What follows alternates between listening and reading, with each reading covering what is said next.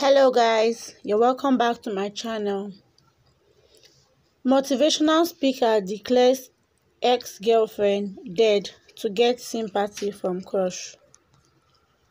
The Nigerian motivational speaker, identified as Mr. Akimbola on Twitter, got busted after allegedly declaring his ex-girlfriend dead to get sympathy love from his crush.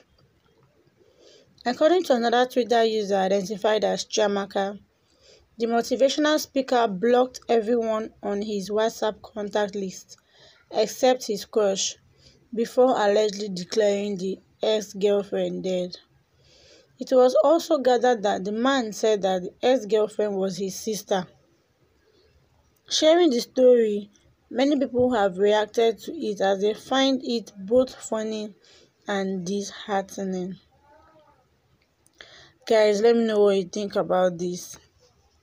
Do you think what this guy did should be forgiven?